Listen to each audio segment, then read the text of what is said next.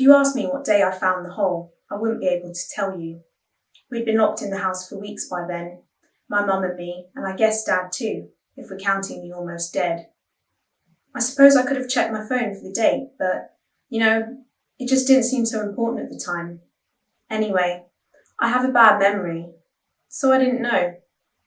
Sometimes I can't remember which socks I wore yesterday, so I wear the same ones the next day. That's just a small example. I'm not thorough.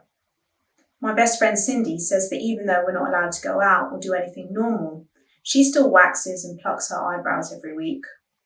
Honestly, I've just let it all grow. I'm not even attending online classes anymore because my computer broke. It just flicked off one day and never came back on. No one bothered to check where I'd gone. So, by the time I discovered the hole, I suppose you could say that I had already slipped under the radar, off the grid, out of the jurisdiction of the education system, and I'd probably been wearing the same socks for over a week.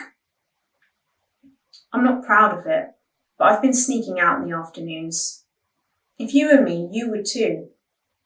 When the house doesn't stink of curry, it smells like a hospital room.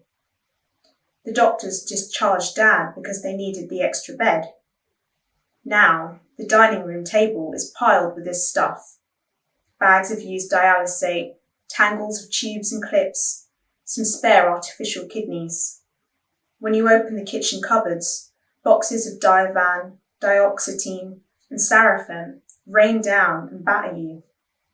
I stack up my Chinese meals for one next to a huge drum of Epoetin in the fridge. Mum moved her idols from their bedroom to the garage to make space for Dad's life-sustaining equipment. She spends most afternoons there, reciting prayers and feeding her god statues saffron milk and rice. So it's easy enough to leave unnoticed. I exit by the front door, but turn into a side street as soon as I can to avoid running into any infected people or police on the main road. The first time I saw one, the hole was the size of a scoop of ice cream. It was in an alleyway not far from the house, wedged between a laundromat and a boarded-up greasy spoon. By that point, the government had blockaded our area for about a month or so, and I'd never seen the streets so dead. It was like the whole place had turned into a museum. There were hundreds of leaflets pasted over the road signs and doors, the same bright red words fluttering in the breeze wherever you looked.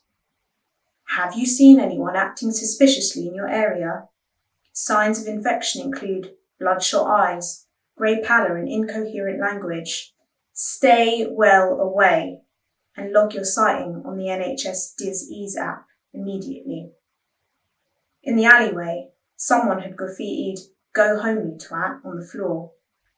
I noticed the hole because it was smack bang in the middle of the second O. Then it really caught my attention because there was a small gold coin inside it. I'm not talking about normal money. This was the shape of a wobbly circle, and it had the words Caesar Augustus printed around the side profile of a man with a crooked nose and lots of flowers in his hair. He was clearly not from these parts. The name was familiar from school. I Google searched it on my phone just to be sure. Then I pocketed it. It's not every day you find the head of a Roman emperor from 2,000 years ago on the street. I didn't know it then, but that wasn't going to be a one-off discovery. I started sneaking out to check on the hole in the O every day. There was almost always something in there, like it was waiting for me. Not only that, but as time passed, the hole got bigger, and the treasure inside it got bigger too. Soon I had built up a collection that was more sizable than my mum's shrine in the garage, although this was a real motley crew. Multiple sandstone figurines of headless women with huge bums and boobs, a turquoise two-headed snake, a clay pot painted with thick red swirls and birds, a bronze cat covered in Egyptian hieroglyphics, a double-headed battle axe, and much more. It would be reasonable to think that this was some kind of setup. The authorities around here have done stranger things. The possibility did cross my mind, but I never discovered any hidden cameras or people nearby. Just those flapping leaflets and a ghostly version of me on my own, reflected in line after line of dark, empty shop windows.